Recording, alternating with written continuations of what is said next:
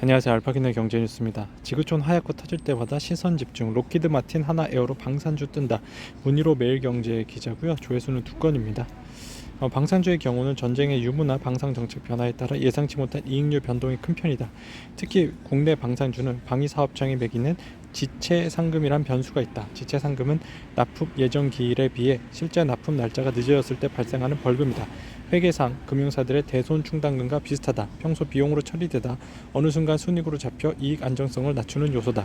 2013년에서 2016년 대한항공은 방위사업청으로부터 항공기 관련해 4,408억 원을 수주했는데 이 중 725억 원을 빼고 받았다. 네, 대한항공 호재입니다. SM 주가 시세 조종 의혹, 카카오 경영진 영장 청구, 권호균 매일경제 기자입니다. 조회수는 한 건이고요. 문제는 2월 28일 하이브 공개 매수 마지막 날이었다는 것이다. 이 때문에 카카오와 카카오엔터가 28일부터 장내 매수한 것이 당일 주가를 올려 하이브의 공개 매수를 방해했다는 혐의를 받게 됐다. 이와 관련해 카카오 변호인 측은 지분 확보를 위한 합법적인 장내 매수였고 시세 조정을 한 일이 없으며 어떤 이해관계자들에게도 피해를 준 바 없다며 영장 형의 사실과 관련해 법정에서 충실하게 소모하겠다고 밝혔습니다.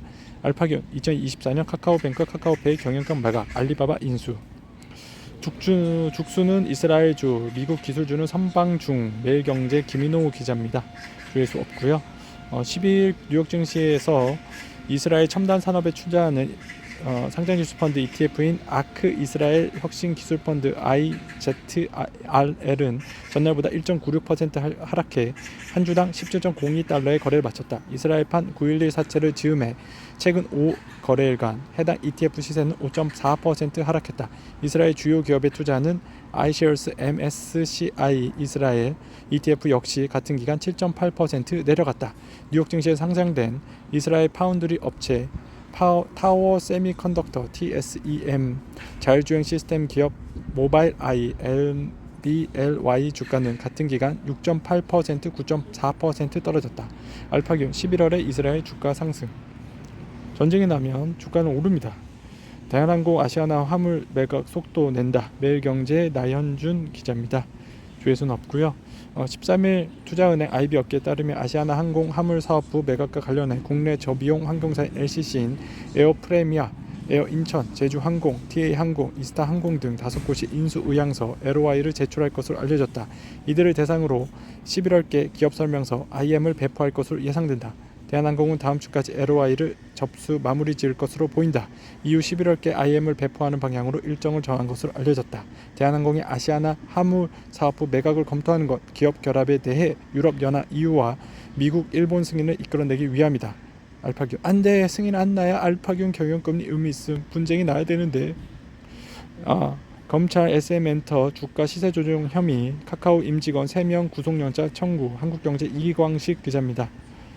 SM엔터테인먼트 경영권 인수를 두고 하이브와 경쟁했던 카카오 임직원들이 시세 조정 혐의로 구속 기로에 놓였다. 13일 법조계에 따르면 서울 남부지방검찰청은 자본시장과 금융투자업에 대한 법률 위반 혐의로 배재현 카카오 최고 정보 책임자 CIO와 강호준 카카오 투자전략실장, 이준호 카카오 엔터테인먼트 투자전략 부문장 등 임직원 3명에 대해 구속영장을 청구했다. 이날 영장 청구는 금융감독원 자본시장 특별사법경찰의 신청에 따른 것이다. 알파균 카카오의 종말. 공정위 GS칼텍스 본사 현장조사.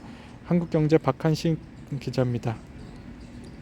본사 취재를 종합하면 공정위는 지난 11일부터 사흘간 GS칼텍스 본사에서 현장 조사를 벌였다. 지난해 국회 국정감사에선 GS칼텍스가 해외 거래처와 직접 계약할 수 있는데도 GS그룹 오너 일가가 지분이 많은 삼양인터내셔널을 중간에 끼워 넣어 일종의 통행세, 중간 수수료를 주는 방식으로 내부 거래를 한 것 아니냐는 의혹이 제기됐다. 공정위가 조사에 나선다는 한 지적이 나온다.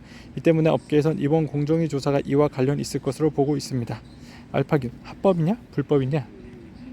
부모 증여 재산 증여받아 보험료 납입된 보험료 증여 연장 판단 증여세 과세. 강승현 헤럴드 경제 기자고요. 조회수 2건입니다. 보험금의 증여는 일반적인 재산과 달리 과세되는 시점이 다른 점에 유의해야 한다. 자녀에게 현금을 증여하거나 부동산을 증여할 경우 현금 지급일 또는 부동산 등기일을 증여 시기로 보는데 보험은 보험료를 납부한 날이나 계약자 변경일이 아닌 보험사고 발생일, 만기일을 증여일을 본다. 이는 보험료 납입 시점에 국세청의 증여 여부를 파악하기 어렵고 장기 상품인 보험 특성상 보험료 납입 시점이 증여 시기가 되면 만기 시점에 부가 제척 기간이 지나게 돼 과세권을 확보하기 어렵기 때문이다. 알파견. 오, 그렇구나. 몰랐음. 알파견의 경제 뉴스였습니다.